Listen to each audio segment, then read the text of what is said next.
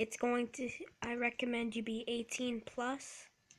But if you're under that age, you have been warned. So, we're gonna go here. We're gonna watch the kill count. And then we're gonna watch some other stuff with Friday the 13th. So, where is it? Here. No, that's Glitch Tail. Right here. Subscribe to Dead Meat. Here's the full Jason thing we're gonna watch. So, just again, a warning. I recommend being 18 plus because every one of these movies are rated R. I'm not sure about Freddy vs. Jason, but all Friday the 13th movies, just Jason, are rated R. So I recommend being 18 plus, but if you're under that age, you have been warned. Let's begin.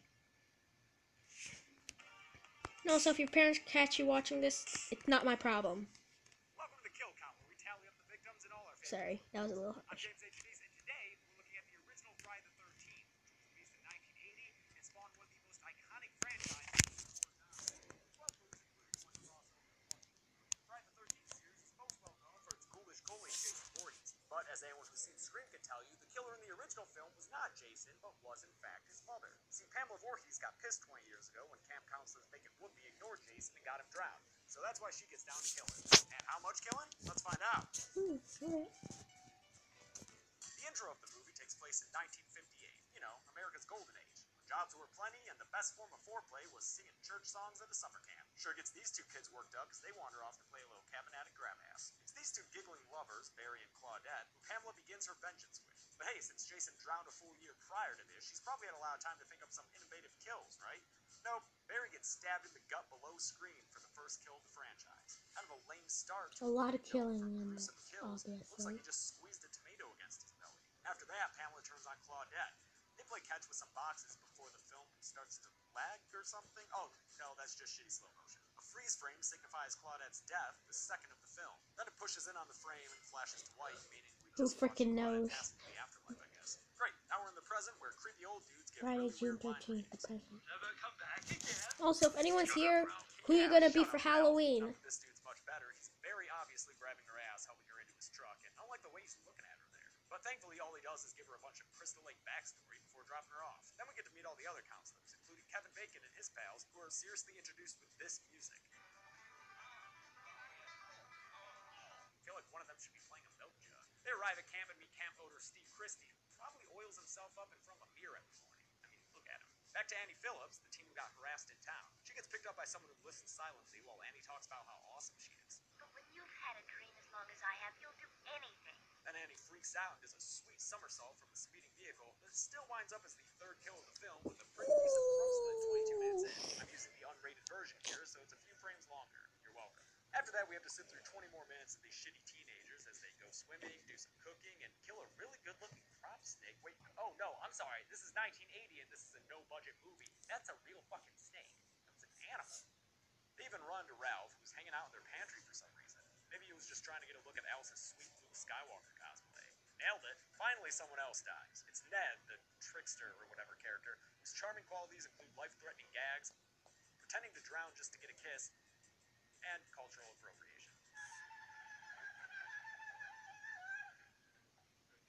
He wanders into a cabin and gets killed off screen, but his body shows up 40 minutes in. It happens while Kevin Bacon's character Jack gets his bang on with his girlfriend Marcy.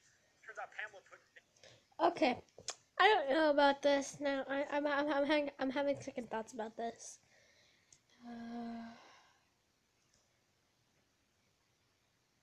I guess we'll do Jason Lives. I'm kind of thinking second thoughts about this stream.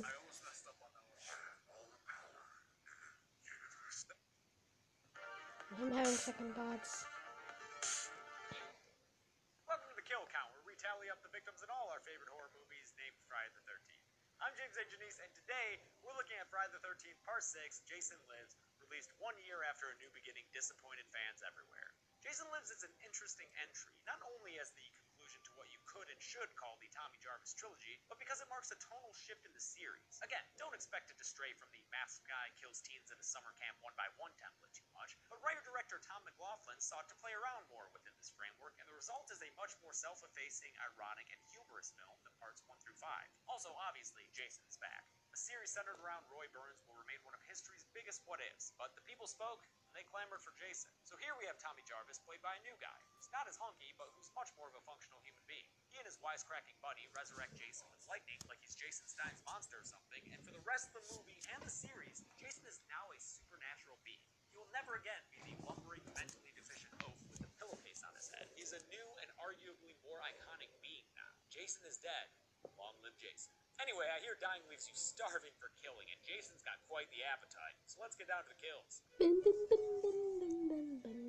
First up is obviously Tommy's toady Hawes, who didn't even want to be there in the first place. Melty's skull Jason punches right through his body, ripping his heart out through his back and revealing some nails in serious need of a manicure. Don't be afraid of self-care, Jason. Tommy escapes the scene and we get a huge clue into the tone of this movie with the fucking Bond parody intro to the credits. Post-credits picks up the story right away with Tommy running to a police... The heck?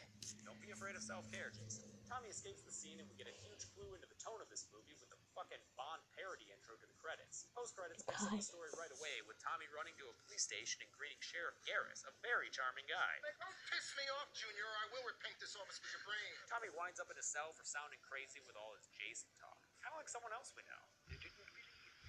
Now we do, Ralph. Then we meet a couple on their way to the newly renamed Forest Green Lake, and you know they gonna die. In a line predictive of Scream a decade later, the woman Elizabeth is aware of the rules of horror movies. I've seen enough horror movies to know any weirdo wearing a mask is never friendly. But that doesn't stop husband Darren from getting out of the car like a dummy. Jason takes a bullet like a pro and spears Darren through the chest before tossing him behind his back like a rag. Don't mess with Jason. Spear and toss as an official Olympic event. Elizabeth tries to bribe Jason, which is definitely a first, but he kind of teleports away and reappears behind her, drowning her in a puddle with his spear. Fun fact, Elizabeth was played by Nancy McLaughlin, the director's wife. Even more fun is the fact that her credit card floating away says American Excess. Cheesy pun or biting cultural commentary? Jason kills. You decide. We finally meet our core group of camp counselors after this. They're super 80s and led by the vulgar sheriff's spunky daughter Megan, who takes an immediate liking to Tommy. And this new Tommy actually reacts like a human being. Remember New Beginning, TJ? Yeah, that guy probably would have tried to strangle her between those prison bars. We also meet Martin the Gravedigger, who I'm guessing is Crazy Ralph's cousin or something, and he actually one-ups Elizabeth's self-aware line by speaking to the fucking audience. Some folks have a strange idea of entertainment. Yeah, that's how meta this movie is. It breaks the fourth wall. But nobody cares about the fourth wall. You think I'm a fart head? That's what I mean about the tone of this movie being different. And also note, there are actually kids at the camp. That's a first too. Then we get one of those scenes with random characters who are just there to die. It's like the Greasers with car trouble or the biker gang in part 3. It's almost like a sketch or vignette that exists only to increase the body count. This time it's a group of corporate execs on a paintball retreat, which sounds like a much better company outing than a picnic or barbecue. Everyone involved is kind of a wacky character, but whatever. Jason's gonna kill them all immediately. First up is Bert, angry fella. He doesn't do a great job masking his misogyny.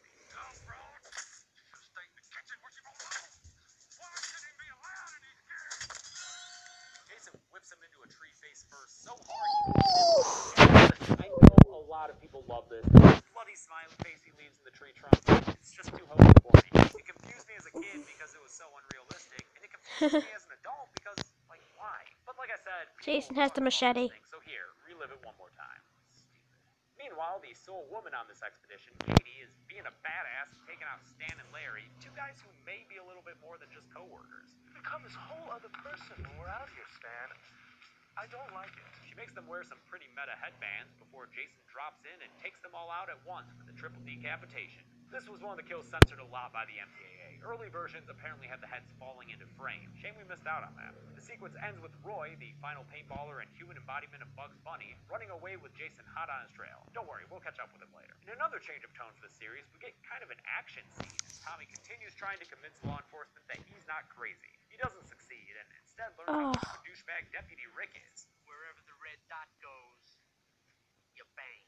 Yeah, Rick, you gonna try and make your own catchphrase? You bang? Okay. While the camp counselors like Court try to entertain their campers, Gravedigger Martin gets drunk and delivers ironic lines. You're gonna be the death of me. It's ironic because Jason stabbed him with a broken liquor bottle. Get it? Like it actually was the death of him. Death in It's the not bad. throat. Jesus Jason makes sure Christ. he's dead by hacking him up a bit more, and then looks super fucking scary when he stops and notices Steven, some fool who was out picnicking with his fiancée Annette in the middle of the goddamn night. Jason eventually chases them both down and double impales them with his machete for a twofer. These two deaths at Martin's were added after feedback from early screenings saying there weren't enough kills, so thanks test audiences. The movie gives us a breather with a little bit of standard camp stuff. The little girl says she saw Jason and is all afraid. The counselors make reference to Jason the Legend using a card game. And then we're in a Winnebago. Oh, hey, where Victor Morty and a Martinez. girl named Nikki have PG-13 sex with these God, hippies. Jesus Another fun fact, Christ. this is actually the only Friday the 13th film without any nudity. Although now that I say it, it doesn't sound very fun. No nudity, but there's a lot of hair metal in this movie. 3 Alice Cooper songs. 3 of them, including one that had a music video heavily featuring Jason. The 80s were weird, man. Of course, Lady Lover Nikki I'm having second thoughts about this. Alright, glad Jason slams her killed face yeah, into the this is trailer's Friday tin the walls in a 13th much stream, better right? version of that shit killed in Kill the them. club. Just look at that. It makes sense. Alright, Jason then takes care Victor of Court with Martinez, a do knife you through want the to head. see, I like to think that do he you want me stabbed to him in the react ear to as a all the favor, so Friday he the wouldn't have to 13th listen to any more hair films? metal. Court dead at So the if you wheel want would me get to, another I'll do action it. sequence. And Like I said, even if this you say movie's a little no, I'm different, probably adding gonna do it humor and anyway. 80s action movie tropes. Here we have a sweet vehicle flip and Since the stream is called the badass on Friday the top of a burning 13th RV. stream. This awesome shot was the last thing they filmed for the movie, and I think it's pretty damn cool. The cops find that paintballer guy's body, or at least parts of it, so now we get to add Roy to the body count, pushing the kills to an even baker's dozen. It's the best way to order your victims. While the cops suspect Tommy for this gruesome murder because he's crazy or whatever, Jason finally gets to the camp, and although he seems a little confused by both the name change and the morals it upholds, he marches in, ready to be as friendly and sportsmanlike as he can be. Which for him means yanking Counselor Sissy out of her window and twisting her head around. Gotta give this movie credit. They weren't trying to censor it, it was always trying to come up with Megan picks up Tommy and in another high-energy car chase to another Alice Cooper song, tries to avoid the cops while Tommy stares at her crotch. They eventually get caught by her father, and Tommy's put... No, once I'm afraid they come, but I'm basically the only one here. So, what I'm trying to do, I'm just trying to watch the freaking Jason lips over here. Shut up, Ennard. Fine. God. back in the jail cell. While at Camp Forest Green, Jason stalks Paula, the last remaining fodder counselor, and eventually kills her after they do what I presume to be some kind of art project involving buckets of red paint. Tommy and Megan craft a sexy plan to get him out of jail, and they lock up Deputy Dipshit in his place, who gives the worst single-line performance in the series. Megan. They then race back to camp as Jason leans in to kill that cute little scarecrow. But don't worry, he's obviously not going to kill a kid. They're not going to have Jason kill a kid, guys. The cops get to the camp and raid Jason's abstract art project, then the handsome one gets killed. He killed a Jason's bunch of abstract other art people, project. but he's not gonna kill like a freaking 7-year-old kid. Jason is a great It's hustler wow. at Renaissance fairs. Another cop tries to calm the He little does it a girl bunch of down. other times. He Doesn't do it this time. Another kill highly Wow. censored, although the sound design is pretty nice. Papa Sheriff then tells the kids to hide, and they prove that they're just as snarky as everyone else in this movie. What do you think? I think we're dead meat. Oh, hey, he said the thing. He said me. That's me. Sheriff Garris finds the body of Yeah. Officer Expendable, then has a badass standoff with Jason before shooting Wait him. a second, what? The frick was that? Oh, hey, he said the thing. He said me. That's me. Sheriff Garris finds the body of Officer Expendable, then has a badass standoff with Jason before shooting him a whole bunch of times. Like, a lot. This movie is the first time Jason's been shot, and he shows that it is not an effective way to take him down. Despite the sheriff's Don't confidence, shoot he meets Jason. like any sexed up teen in the woods when Jason chases him down and cracks his spine in half, holding him over like a plastic picnic table. Sheriff Garris is actually the first character in this series whose death made me kind of sad. I wanted to see this guy live. He was smart and a good dad and wicked funny. All the grease you've given me, you should be leaving wearing your balls as earrings. What? What? What? The frick? What did he The first say? character in this series whose death made me kind of sad. I wanted to see this guy live. He was smart and a good dad and wicked funny. All the grease you've given me, you should be leaving wearing your balls as earrings. What? What? What? Rest in peace, Sheriff. The rest of the movie is Tommy and Megan hatching a What? master plan to kill Jason by calling him mean names. Hey, asshole! Come on, maggot head. Come on, chicken shit. Come on, I'm standing here waiting. Come on, you pussy. Just kidding. His plan is to return Jason to the bottom of the lake. Also, he lights Crystal Lake on fire like it's Lake Erie in the 80s. Despite also getting lit on fire, Jason fights back for a bit before the boulder drags him down. After almost drowning Tommy too, Megan saves Oh the my day by God, using his here's to Johnny. cracking his neck and giving us some nice gory flotsam to show Jason's finally dead. Just kidding. His eyes open at the end because producers like money. Or Alice Cooper plays us out to the credits, and there you have it. Friday the 13th Part 6, Jason lives. Let's do those numbers. Jason kills 18 people in Friday the 13th Part 6, twice the number of his initial outing in Part 2, so guys come a long way. His Vicks include 12 guys and 6 girls, a gender imbalance of 2 to 1, which kind of goes along with the whole 80s action style of the film. At 85 minutes long, that comes out to a kill every 4.72 minutes, so that should keep you entertained as you search in vain for TNA. I'll give the Golden Chainsaw Award for coolest kill to Sissy, mostly because I'm a huge Exorcist fan. Anyone see the show on Fox? I like that show. It wasn't bad. And I'll just go ahead and piss everyone off by giving the lamest kill to Birth. Okay, I can't really because Oh, whatever. True. I do like the moment when they show Jason still has his arm. I just hate that damn smiley face. Real lamest kill goes to Paula, who's killed mostly off screen, although I've got to admit that none of the kills here were completely devoid of coolness. Like, that's a lot of blood. That looks fun. And that's it, y'all. With this movie finished, we are now halfway through this series. Holy crap. Friday the 13th Part 6, Jason Lives, which many fans consider their favorite because of its humor, was released in 1986, written and directed by Tom McLaughlin, who does deserve some credit for doing something interesting with the material. Next up will be Carrie vs. Jason in Part 7, The New Blood, which is also the introduction of Kane Hodder as Jason. But until then, My I'm favorite James H. Jason. This has been the Kill Count. Hey guys, thanks a lot for watching the Kill Count for Friday the 13th Part 6. Alright, next part. Just prepare yourself for a weirdness. Welcome to the Kill Count, where we tally up the victims in all our favorite horror movies. I'm James H. Denise, and today we're looking at Friday the 13th Part 7, The New Blood, released in 1988 and often referred to as Jason vs. Carrie. After Part 6 introduced a few sci-fi elements into the series and turned Jason from a simple-minded would-be drowning victim into the producers continued down that road for Part 7. Jason now looks more beast than man, all twisted and evil, and the main chick he's up against can use her mind to throw things around and straight up start fires. Also, notice that this is the first film featuring Kane Hodder as Jason. Kane's an amazing stuntman whose name has become synonymous with Jason movies after playing. And also, before I continue, the actor's Jason was actually lit on fire. Back to the video. The role in 4 of the films. His physicality doesn't have the crap beaten out of it. Definitely adds another level to this plot. Other than that, though, this movie's your usual Crystal Lake affair. The group of teenage victims is entirely forgettable and stereotypical. And while it has a fair amount of nudity, the MPAA toned down its gore so much that it's one of the least bloody films in the series. Plenty of people still dying in the so let's get to the kills. First death comes after a recap narrated by Crazy Ralph and another bare-bones opening credit sequence, this time with worse music.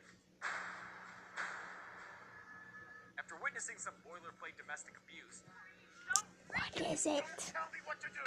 Tina kills her dad. I'm about to go and scoop myself in the scooper room. What do you want? Infringing on Jason's favorite hang spot. That lake just isn't big enough for 2 rotting corpses. Well, I was a kid before, but I died by some weird pink guy. But anyways, if you excuse me, I'ma go and scoop myself. He's not really gonna do it. What was that? Nothing. You should have been more considerate. 10 years later, Tina is heading back to the scene of the accident with her mother and therapist, Dr. Cruz. Bad news, Cruz. He's trying to help her with some mental issues she has involving telekinesis, and, probably because she killed her dad. Mama, I miss him so much. Should have thought of that before you killed him, Tina. In the unreasonably close house next door, there's a group of attractive teens just ready to get nice and murdered. The main guy is Nick, a wholesome hot guy. He's getting eyed by Melissa, a bitchy hot rich chick. There's also a stoner, a sci-fi geek, representations for both sides of the Madonna horror complex, and a token black couple. They're all there to throw a surprise party for Nick's cousin Michael. Unfortunately for them, Michael's car messes up on the way to the lake, and despite being a wealth of wisdom, Jane, woods is woods. He's not long for this world. See, earlier, Tina got all emo and went out to the lake to cry. She tried using her ambiguous mental powers to bring her dad back to life, but instead just resurrected Jason. So now Jason's in the woods, and he creeps up on Michael's Lady Jane about 20 minutes into the film. He kills her with a tent spike to the back of her head, but all we get to see is a close-up on her face looking like she's falling asleep. Oh, sweet Jane. Michael returns from peeing to find her body nailed to a tree, then runs through the woods in vain until Jason throws the same tent spike into his back like he's playing darts at the bar. Michael tries to crawl away, but Jason stalks after him to get his tent spike back. Never know how windy it'll get when you're camping in the woods. Back at the cabin, Tina learns what stereotype means when she goes next door to meet all the teens. Despite Melissa's upstanding bitchiness, Tina does an alright job fitting in. Until she starts having mental images of Jason killing Michael in the kitchen. Meanwhile, Jason kills some actual people in the real world when he comes across two campers. Dan, the dude, goes to fetch some firewood and gets a fist through his back and his neck straight up snapped. Yeah, he's calm. I don't know what's right. He's mad because he died by Pink Guy or whatever. The fan-made character, Pink Guy. The shot of Jason pulling his fist out of Dan's back. Even better, now Jason has a machete to play around with. Thanks, Dan. Dan's such a good guy. Jason heads back to the tent and rips his way through to grab Dan's girlfriend, Judy. He drags her out of the tent, wrapped up snug as a bug in her sleeping bag, then kills her with one gruesome smack against a tree. This is a fan favorite kill that will get echoed in both Jason X and the 2013 remake. And Kane Hodder has also said it's his favorite, so... No, it wasn't Purple Guy, okay, here's the origin. I was watching this Minecraft video, and there was no Purple Guy, there was a Pink Guy. And then, he killed the kid who I'm guessing turned into Ennard. Even though it's not part of the actual lore, I don't care. Because if I talk about the lore right now, I know other people are going to join the stream and be like, that's not what, blah, blah, blah, blah, blah.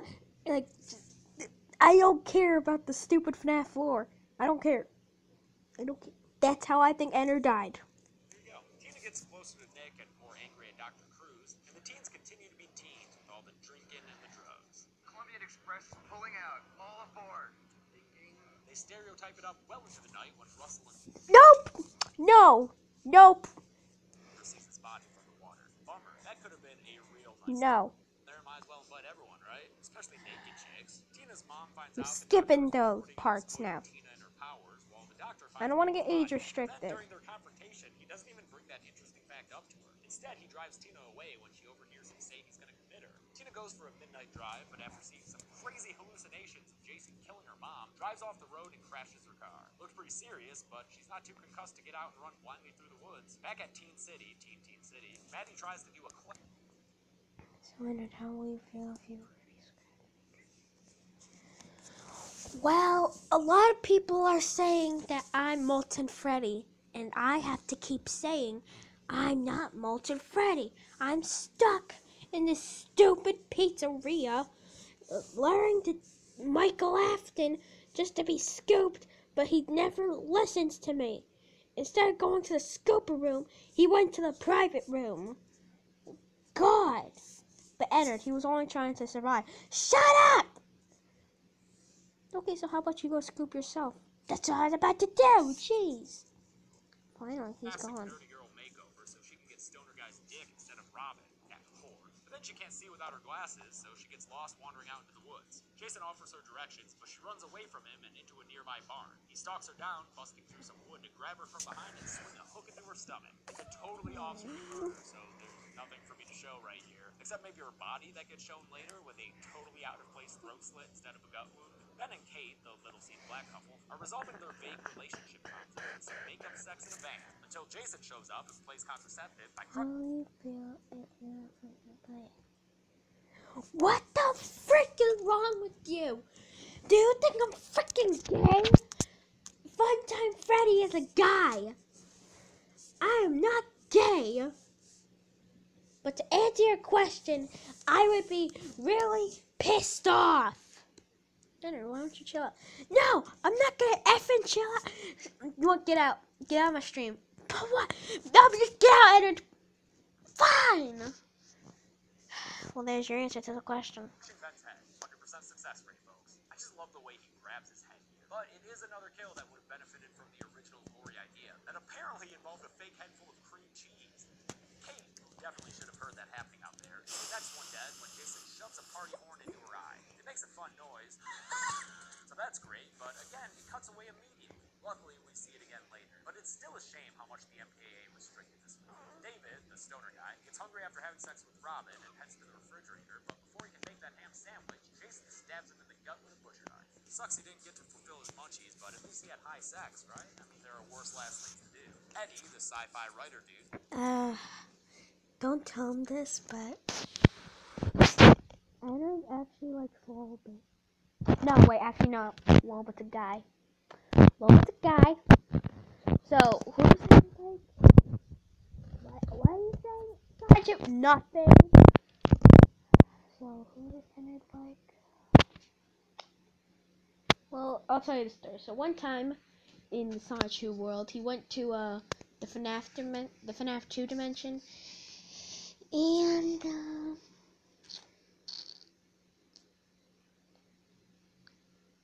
he likes fixed mangle. Hopefully he didn't hear me.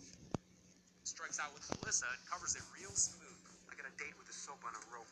But his dingy tighty whities can't protect him when Jason sticks him in the neck with his machete. Yet another kill that cuts away instantly. This one really amuses me though, because in slow motion, it's clear the actor is raising his head to make his neck a clean target. Just trust Kane, dude. He'll put the machete where it needs to go. Robin, wondering where that ham sandwich is, puts on some clothes and wanders around upstairs before finding David's head, which I guess Jason propped up and put on display for her. Then he busts into the room and chokeslams her out the window, causing her to slow motion fall to her death. It's not quite as awesome as when he did it in the final chapter with that Doublemint twin, mostly because there's no exploding car for Robin to land on. But it gets the job done all the same. Throughout all this, Tina and Nick have been on their own little adventure, learning about Jason and being best friends, while Tina's mom and Dr. Cruz are looking for Tina in the woods. Jason finds them because I guess he likes going back and forth a lot and chases them down. Dr. Cruz gets the first kill assist in the series when he holds Tina's mom still for Jason to stab her through the back with a spear. Real nice guy, just the spitting image of chivalry. Hope you didn't get too much of that woman's blood on your face. Back at the party cabin, Nick finds Eddie's body,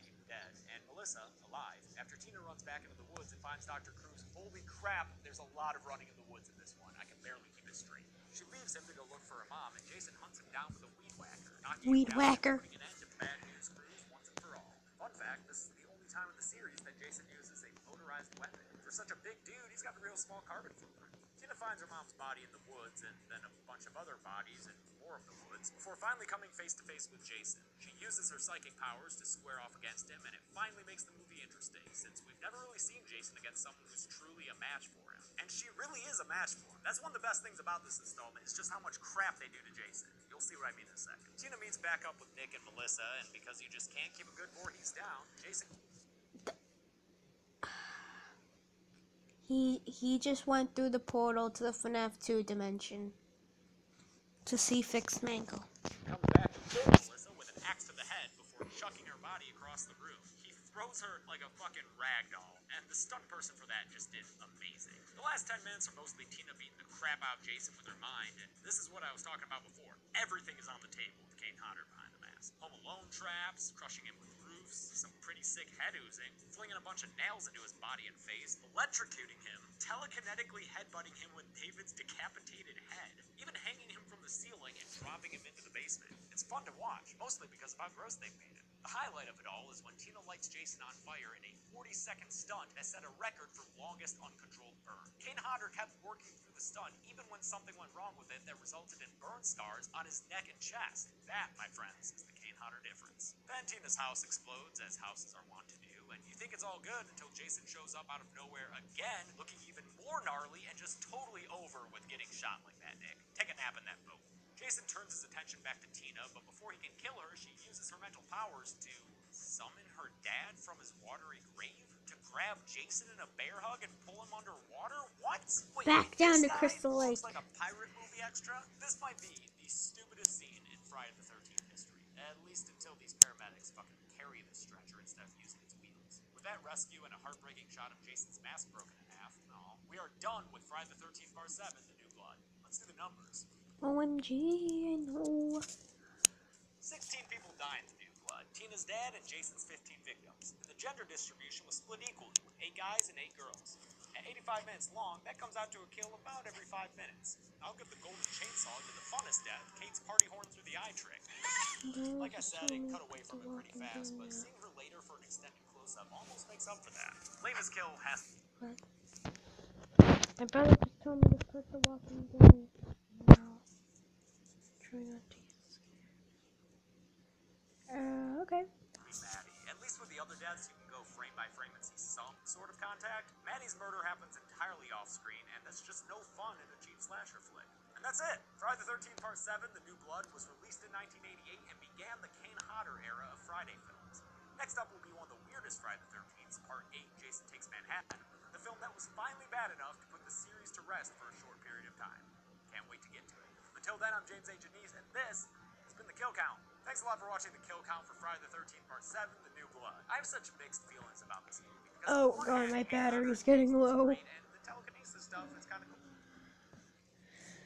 So I'm most likely going to watch 2 more. I was originally going to do a Roblox game Friday the 13th, but I don't think that's enough time for it since my battery Which really should have been titled Jason on a Boat. The stuff. last Friday movie of the 80s that came out in 1989. And in many ways, this film is a milestone in the series. For instance, it's the first time Jason was played by a repeat actor, with Kane Hodder reprising the role, which is great. So, okay, we're not going to watch this one. I'll do a second part of the Friday the 13th stuff.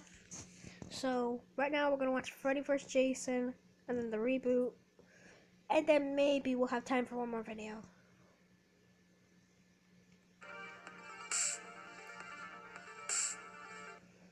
Welcome to The Kill Count, where we tally up the victims in all our favorite horror movies. I'm James A. Janice, and today we're looking at Freddy vs. Jason, which could be considered both the 8th Nightmare on Elm Street film and the 11th Friday the 13th. The film was released in 2003 after spending over a decade in development hell, and a full decade after Freddy pulled Jason's mask into hell. I have to admit, it's a little weird going over this without having rewatched the Elm Street series recently, but I'm not rushing to watch those 7 films after getting through all these Friday films, so fuck it, we're doing it now. This film is really a mixed bag for me. The whole thing has an air of super.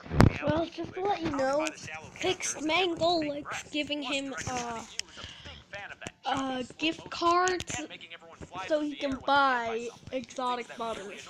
But on the other hand, it does deliver on the matchup of the century, giving us plenty of screen time with Freddy and Jason beating the shit out of each other. And you've got to understand just how big this movie was for the horror community. I mean, this coupling is something that horror fans have ached for since the 80s. The studios literally went through a dozen writers and over a dozen screenplays trying to figure out the best way to pit Jason and Freddy against each other. And to this movie's credit, the premise they settled on is actually a pretty good one. The kids in Springwood don't know about Freddy anymore, so he can't affect their dreams, leaving him powerless. That wasn't a problem. But they were strong. Now that's a bitch. Freddy manipulates Jason to come back from hell in order to scare the kids into thinking Freddy's back so they'll start dreaming about him again and bring him back to power. Great, sign me up. Let's get to the kills. The movie begins with Freddy whining about how he was burned alive by the parents of all the little kids he murdered. There's a fun montage of kills from the Elm Street movies that really makes me want to watch those right now. And then Freddy says he searched through hell to find someone to kill for him, landing on Jason. Through Jason's mask, we transport to what appears to be Crystal Lake. Nope.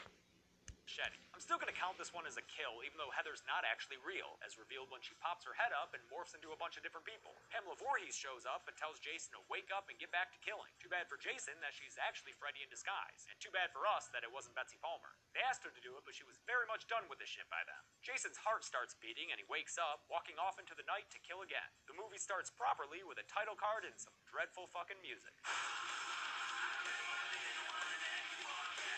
Time to meet our protagonists, who happen to live at the old Elm Street house. Our final girl is Laura, and her buddies are Kia and Gib. They're all pretty annoying. Do you guys think I should get a nose job? It's really one of the worst parts about this movie. These characters just plain suck, and it's a drag having to watch them for 90 minutes. The worst of them all is Trey, a guy who's a major dick to his girlfriend. Oh, babe. How about kissing me after you smoked, huh? Babe, make me ask you twice, okay? Babe, you know I don't like to be touched that way, okay? Thankfully, he's the first to go. It happens as he drinks a post-coital beer. While his girlfriend Gib is in the shower, Jason shows up and stabs him in the back a whole bunch of times. Like over and over and over. Before folding him up in the bed like a human futon. Babe, you know I can only fall asleep when I'm shaped like a bee, okay? Jason inexplicably leaves the other kids alone, who then alert the police, who try to cover up what they think is the return of Freddy Krueger. It's gotta be Freddy Krueger. Hey, don't even say that son of a bitch's name out loud. Laura overhears the name, and after talking to this goofy-looking officer named Stubbs, falls asleep at the police station right after remembering Freddy's name. This triggers a fun little creepy dream sequence with disappearing bloody footprints, some missing kid posters that look straight out of Harry Potter, and this very, very creepy little girl. culminates in the classic Elm Street jump roping girls as they do a faithful rendition of their smash hit 1-2 Freddy's Coming for You.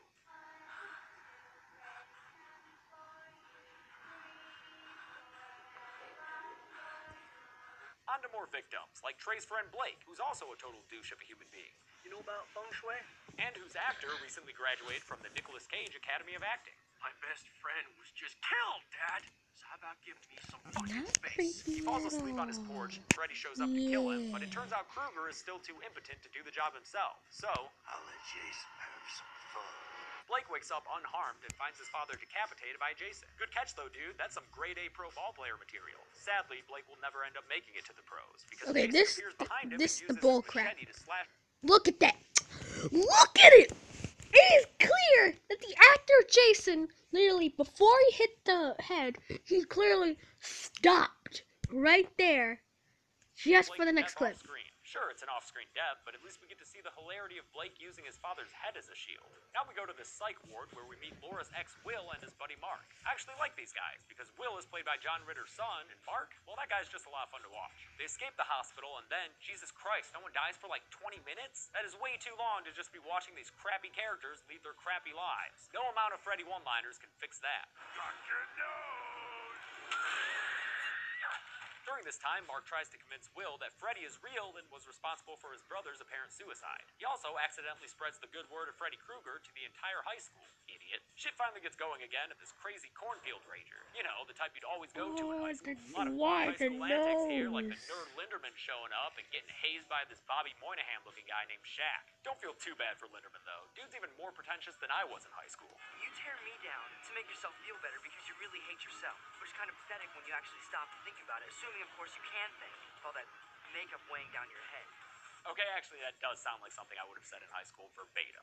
Damn it. Gib ends up passing out and during her dream wanders into a boiler room because I guess Freddy doesn't have the imagination to kill people in different settings. He stalks her around playing some of his greatest hits, but before he can kill her himself, she erupts from a real-life wound, spitting blood in Freddy's face and disappearing from his dream world. Turns out Jason wants to party too, so he impaled her to the ground with a pipe. In the process, he also kills this ridiculous-looking glow stick guy who was straight up about to rape Gib while she was passed out. It's another scene of sexual violence that I don't think was really necessary, but at least we get to watch Jason murder the would-be rapist with that big old rusty pipe. Fuck that guy. See you later. Jason emerges from the corn stalks like an oversized child of the corn and twists around this jock guy's head in a gross display of early 2000s CG.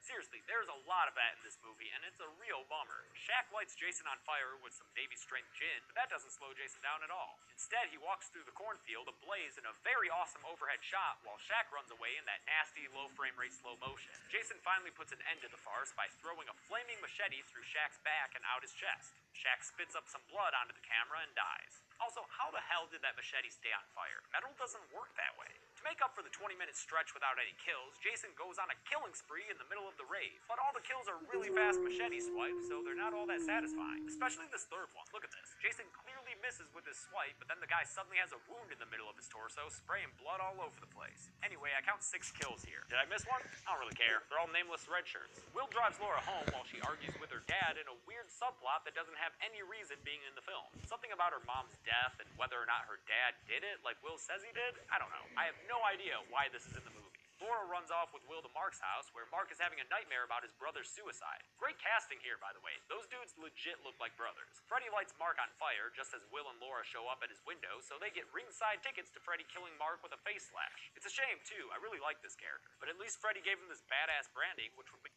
It's not a knife. It's a machete, and also, it's because he's just getting revenge for his mom's death.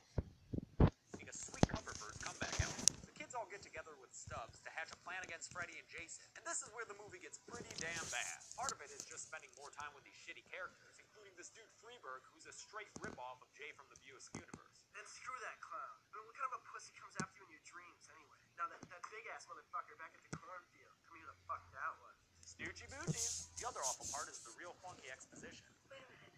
Freddy died by fire and Jason by water. How can we use that? We should concentrate on Jason first. But I thought we decided that Freddy was the one pulling the strings. string. Shouldn't we go after him first? Laura nods off and Freddy attacks her, and when the gang wakes her up, they discover she can pull stuff from the dream world into the real world, like Freddy's ear. They finally settle on a plan to go get dream-suppressant medication from the psych ward. They break in, and the only security guard there ends up not being a problem, because Jason's knocking at the door and ends up flattening the security guard off-screen for our 16th kill of the movie. The CG blood looks terrible, but it was probably way cheaper, and that's also probably why it's all over this movie. You know what's also CG and terrible? This fucking caterpillar thing that shows up and tokes down with Freeberg. Look, I'm down like Alice when it comes to getting high with bugs, but Freeberg fucks up and falls asleep, having a terrible nightmare before getting possessed by Toki the caterpillar. Then he spills all the drugs down the sink like a total narc. Not cool, bro. Jason shows up and smashes this electrical panel thing with his machete, enabling him to grab onto Stubbs and electrocute him in turn. He ends the kill with a classic Jason maneuver, taking out the power of the building at the same time. Then the Freddy-possessed Freeberg tries to stop Jason with a bunch of tranquilizers. He gets him in, but then Jason cuts Freeberg in half with his machete. I mean, in the end, it did knock Jason out, so I guess the plan was Funtime Freddy is just playing with the classic Sonic. a success Bon from Freddy's Bon. point of view, just not from Freeberg's, because, you know, he's laying there cut in half. With Jason unconscious, he finds Freddy in Dreamland, and they face off in a boiler room, which was probably a matchup in a WWE pay-per-view at some point. Even though this is sort of a warm-up bout, it's actually a fun fight. Freddy mostly has the upper hand, even playing Jason like a pinball machine at one point.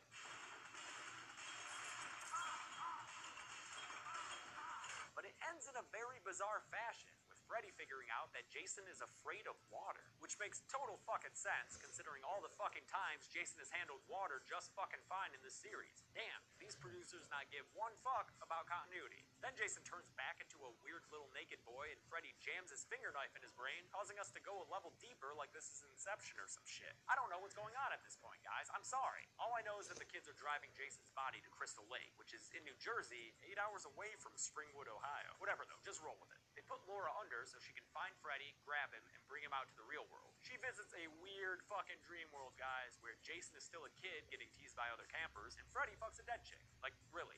What?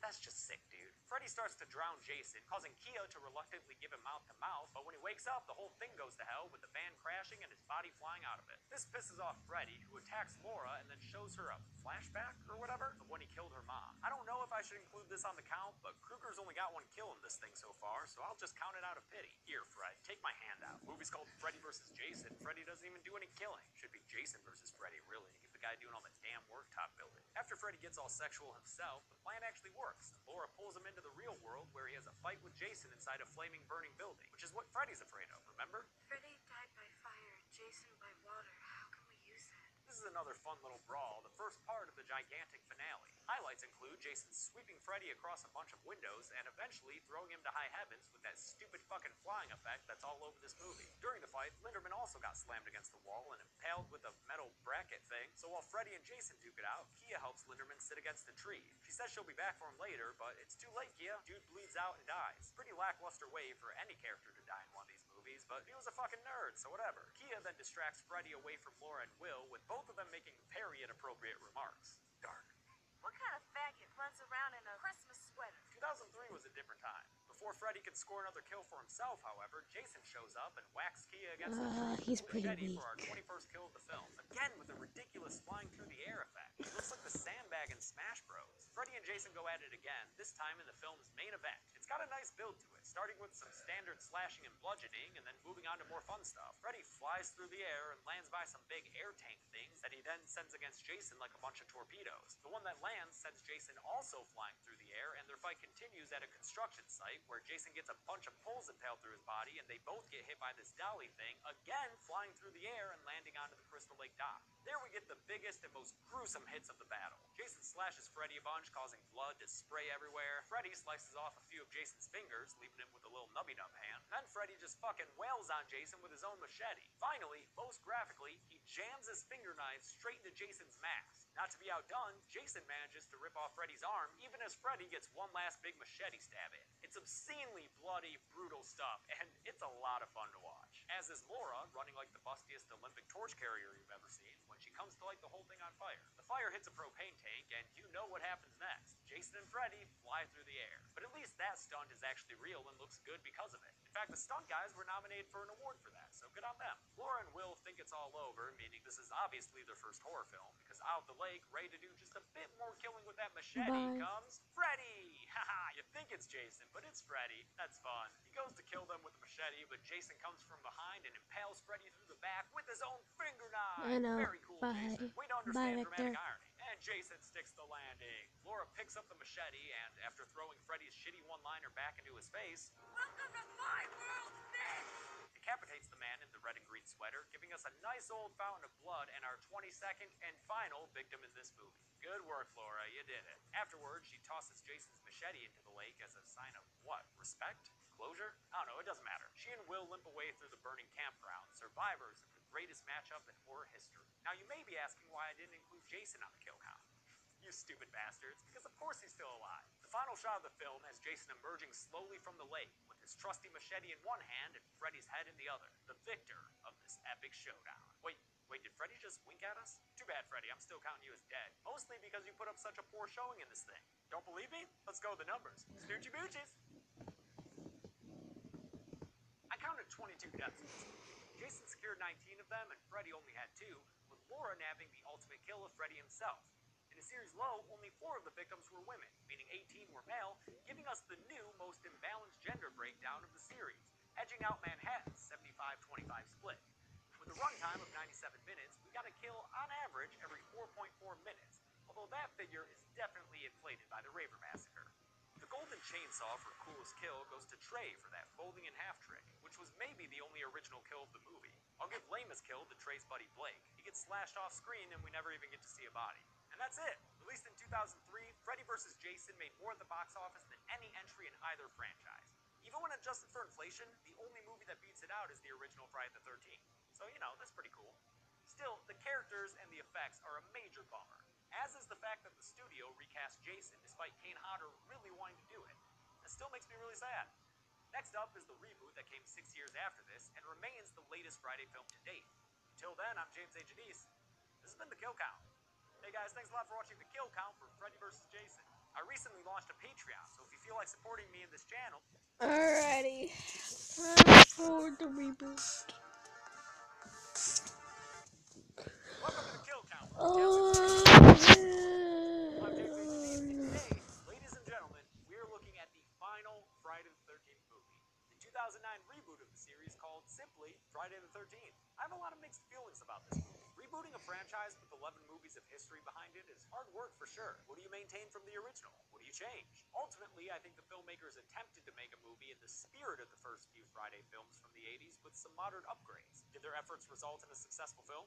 It's tough to say. I do like that they made Jason a leaner, faster survivalist killer in this one, and The first kill comes during the Sin City-looking opening credits, where we transport back to Crystal Lake in the summer of 1980. There, we watch Pamela Voorhees get her head chopped off by the last remaining survivor of her camp counselor murder spree. Obviously, this is something they decided to keep from the originals, and I'm fine with that. Being a messed-up mama's boy is kind of Jason's whole thing, so it wouldn't feel the same without decapitated Pamela head. Beautiful, mother. Speaking of Jason, he sees the whole thing from the woods and takes up the machete like some messed-up family heirloom. Fast forward to... and also, anyone who's watching the stream not live, just want to say thank you so much for subscribing or liking the stream.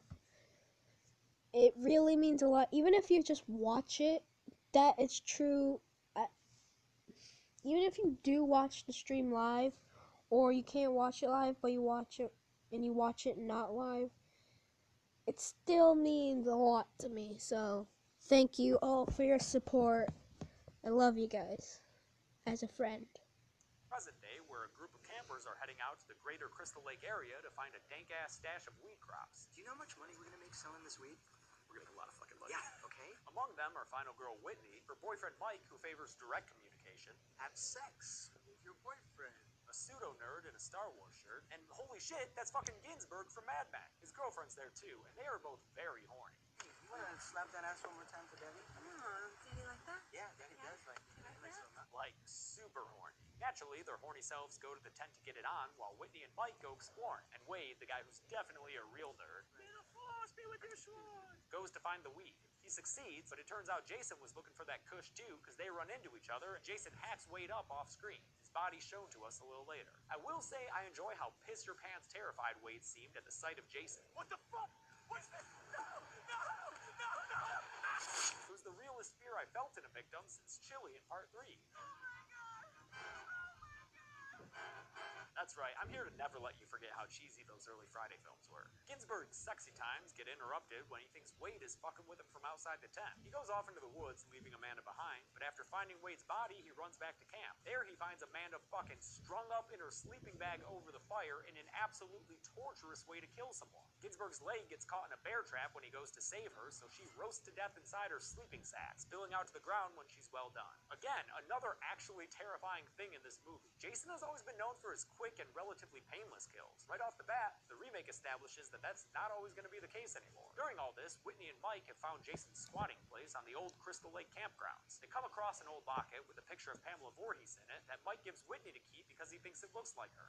Hey, it looks like you. They also discover Pamela's head in a wall. Not as elaborate as Part 2's Mama Shrine, but at least Jason's still sentimental about it. Jason shows up and starts stabbing upward from beneath the floor, getting Mike in the foot, leg, and hand before popping up and pulling him down into the crawl space, presumably finishing the job with another off-screen kill. Or maybe he just wanted to take him down there to show off his baseball card collection. Why we always gotta jump to conclusions when it comes to Jason's motives. Now the hunt is on and Jason runs, I repeat runs, after Whitney, who makes her way back to camp to find the darkest timeline going on. She tries to help Richie out of that bear trap, but Jason shows up and runs full speed at them, planting his machete into Richie's head like he's chopping wood. Then he just boots him in the face to get his machete back. New Jason is fucking scary, guys. Finally, Jason runs down Whitney and swings his machete as it cuts to title screen. Holy shit, that was all the opening scene?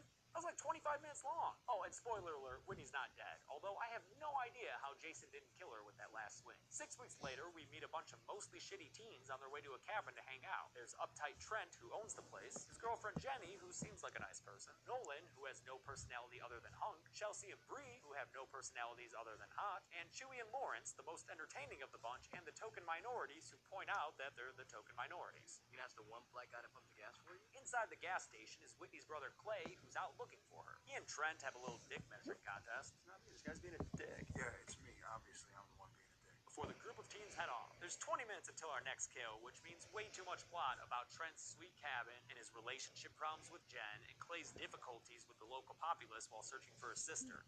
Go missing around here, they're gone for good. One of the guys he talks to is this dude Donnie, who's sporting an awful hick accent. Fucking lucky there, Stretch. Came about that close to hitting the start button on a whoop-ass machine, boy. And who fucks mannequins, I guess? Remember when you took my virginity? You're sexy. I'm gonna fucking pound you so hard. Before Donnie can rekindle old flames, though, Jason shows up and attacks him. Donnie's not much of a match for him, although he is able to rip off Jason's Part 2 looking pillowcase. What the That shit ain't fucking right, dude. Jason, ever self-conscious about his face, slashes Donnie's throat with his machete. Donnie goes down quickly and quietly, showing that sometimes you've just got to play the old standards. When Jason goes to pick up his pillowcase again, he notices something. What's that? Under there? Oh my goodness, it's a hockey mask! Why don't you try that on for size, big guy? You're gonna like the way you look, I guarantee it. Back to our shitty teenage.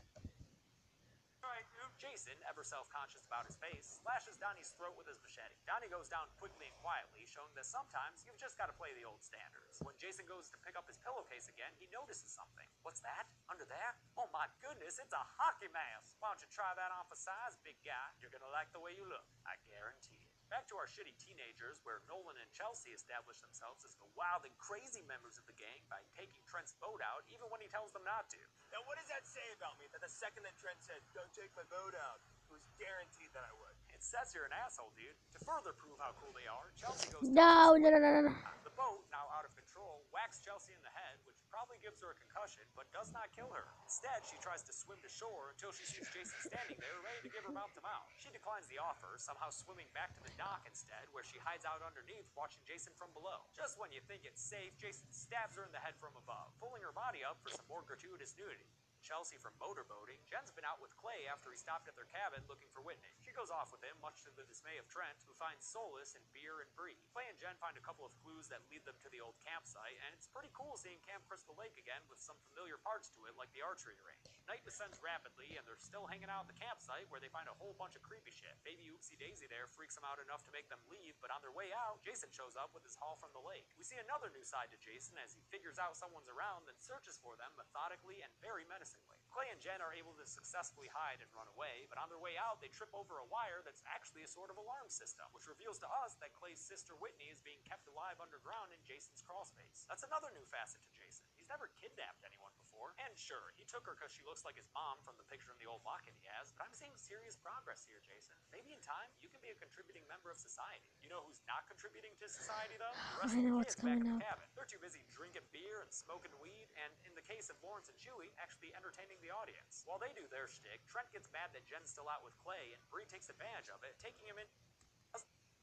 And another great kill in this ultra-violent movie. Rest in peace, Chewie. You were fun to watch live, fun to watch die. Back at Jason's survivalist hideout, Whitney finds her brother's missing poster in Jason's knapsack and starts her final girl circuit a little prematurely. She frees herself from bondage and runs into a bunch of dead bodies, even though it's only an hour into the film. She even makes it all the way to the cabin, but she should have known better than jumping the gun on her getaway, because Trent's too busy jumping Bree's bones to notice her, and Jason disqualifies her for a false start. Get her out of the game, ref. Clay and Jen get back and warn everyone about Jason, freaking Lawrence out because he just got high. But that doesn't stop him from being a real G for Chewie. That boy's still out there. Let me go get him. After he finds Chewie's body, he gets attacked by Jason, but fights him off best as anyone else ever has. He makes a run for it, but Jason picks up an axe and fucking hurls it through the air like the mountain man he has become, catching Lawrence in the back and putting him down amongst a pile of firewood. Now this part's kind of cool and different too. Jason doesn't kill him right away, instead letting him scream for help from his friends. He's using your friend as bait. He wants us to go out there. It's cool to see this kind of moral dilemma play out, even if it's among awful characters who obviously don't end up doing anything to help Lawrence. Jason finally puts him out of his misery by picking him up, flipping him over, and slamming him down, impaling that axe head straight through his back. Later on, he puts his body in the jacuzzi, showing that this version of Jason is still a fan of the random body mess around. Some things never change. Jason then manages to climb up onto the roof and into an upstairs bedroom where he grabs Bree from behind and kills her by impaling her onto some deer antlers on the wall. The most dangerous game meets the most dangerous wall decoration. That cop who was harassing Clay earlier shows up, responding to a call they made before Jason took out their phone lines. But before he can do a single damn thing, Jason drops from the roof like fucking Batman and impales him through the eye with a fire poker. I love the camera movement here as it tracks through the side of the house to show Clay and Jen's reaction. Plus, it's a kill through the eye, and those are always something special, you know? Now everyone's freaking out, so Trent uses his newly found gun to shoot at